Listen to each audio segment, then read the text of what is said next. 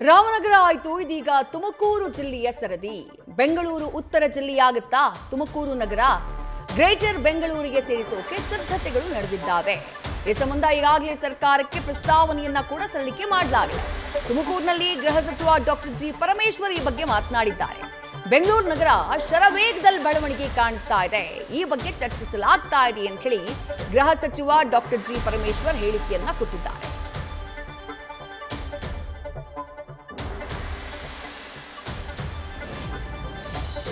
ಭಾಳ ವೇಗವಾಗಿ ದೊಡ್ಡ ಪ್ರಮಾಣದಲ್ಲಿ ಬೆಳೀತಾ ಇದೆ, ಸ್ಪ್ರೆಡ್ ಆಗುತ್ತೆ. ಬರ್ತಾ ಬರ್ತಾ ಈಗ ರಾಮನಗರಕ್ಕೆ ಹೋಗುತ್ತೆ, ಕೋಲಾರಕ್ಕೆ ಹೋಗುತ್ತೆ, ಚಿಕ್ಕಬಳ್ಳಾಪುರಕ್ಕೆ ಹೋಗುತ್ತೆ, ತುಮಕೂರಿಗೆ ಹೋಗುತ್ತೆ. ನಾವು ಏನಪ್ಪ ಅಂದರೆ ಈಗ ನೀವು ತುಮಕೂರು ಅನ್ನೋದಕ್ಕೂ ಬೆಂಗಳೂರು ನಾರ್ತ್ ಅನ್ನೋದಕ್ಕೂ ವ್ಯತ್ಯಾಸ ಇದೆಯಲ್ವಾ? ಎಲ್ಲೋ ಇರೋರಿಗೆ, ನ್ಯೂಯಾರ್ಕಲ್ಲಿರೋರಿಗೆ ಬ್ಯಾಂಗ್ಳೂರು ನಾರ್ತ್ ಅಂತೀವಿ. ಬೆಂಗಳೂರು ನಾರ್ತ್ ಅಂದ ತುಮಕೂರು ಅಂತ ಹೇಳಿದ್ರೆ ತುಮಕೂರು ಎಲ್ಲೋ ಇದೆ ಅನ್ನಂಗೆ ಆಗುತ್ತೆ. ಅದಕ್ಕೆ ನಾವು ನಮ್ಮ ಉಪಮುಖ್ಯಮಂತ್ರಿಗಳು ಒಂದು ಒಳ್ಳೆಯ ಕಾನ್ಸೆಪ್ಟನ್ನು ಅವರು ಡೆವಲಪ್ ಮಾಡಿದರು. ರಾಮನಗರ ಅನ್ನೋ ಬದಲಿಗೆ ಬೆಂಗಳೂರು ಸೌತ್ ಅಂತ ಕರೆಯೋಣ. ಅದನ್ನು ಸರ್ಕಾರ ಒಪ್ಪಿ ಈಗ ಆದೇಶ ಮಾಡ್ತಾಯಿದೆ. ಬೆಂಗಳೂರು ಸೌತ್ ಅಂದ ತಕ್ಷಣ ಅದರ ಪಿಕ್ಚರೇ ಬದಲಾವಣೆ ಆಗಿಬಿಡುತ್ತೆ, ರಾಮನಗರದ ಪಿಕ್ಚರೇ ಬದಲಾವಣೆ ಆಗುತ್ತೆ.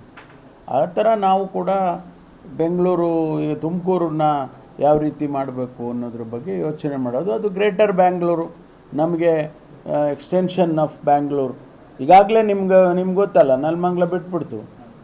ನೆಲಮಂಗಲದಿಂದ ಈಚೆ ಬಂದುಬಿಟ್ಟಿದ್ದಾರೆ ಆಗಲೇ.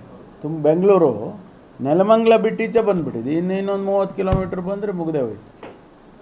ಇವತ್ತೆಲ್ಲ ನಾಳೆ 10 ವರ್ಷಕ್ಕೆ ಆಗ್ಬೋದು, 15-20 ವರ್ಷಕ್ಕೆ ಆಗ್ಬೋದು. ಈಗ ಬೇರೆ ಬೇರೆ ಪಟ್ಟಣಗಳು ಪ್ರಪಂಚಾದ್ಯಂತ ನೀವು ನೋಡಿ, ಗೂಗಲ್ ಮಾಡಿ ನೋಡ್ಕೊಳ್ಳಿ.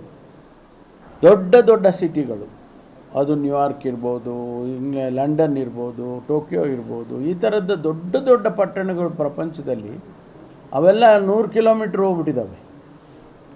ಏರ್ಪೋರ್ಟ್ಗಳೇ 100 ಕಿಲೋಮೀಟ್ರ್ ದೂರದಲ್ಲಿ ಇರುತ್ತೆ.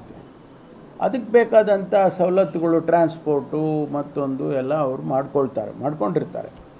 ಅದು ಆಗಬೇಕು.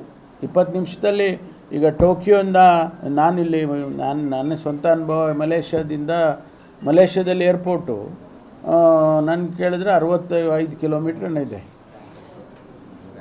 25 ಮಿನಿಟ್ಸಿಗೆ ಅವನು ಎಕ್ಸ್ಪ್ರೆಸ್ ಟ್ರೈನ್ ಹಾಕಿದ್ದಾರೆ, ಬುಲೆಟ್ ಟ್ರೈನ್ ಥರ. ಅದು 25 ಮಿನಿಟ್ಸ್ ಕರೆಕ್ಟಾಗಿ ಹೋಗಿ ಅದು ಏರ್ಪೋರ್ಟ್ ಒಳಗಡೆನೇ ನಿಂತ್ಕೊಳ್ಳೋದು. ನಾವಲ್ಲೇ ಚೆಕ್-ಇನ್ ಮಾಡ್ಬೋದು. ಸಿಟಿ ಒಳಗೇ ಚೆಕ್-ಇನ್ ಮಾಡಿದರೆ ನಮ್ಮ ಬ್ಯಾಗೇಜು ಇರಲ್ಲ ನಮ್ಮ ಕೈನಲ್ಲಿ, ಅಲ್ಲೇ ಹಾಕ್ಬಿಡ್ತೀವಿ. ಅಲ್ಲೇ ಹಾಕಿ ಅದು ಪ್ಲೇನಿಗೆ ಹೊಟ್ಟೋಗುತ್ತೆ. ನಾವು ಯಾವ ಪ್ಲೇನಿಗೆ ಹೋಗ್ತೀವೋ ಆ ಪ್ಲೇನಿಗೆ ಹೊಟ್ಟೋಗುತ್ತೆ.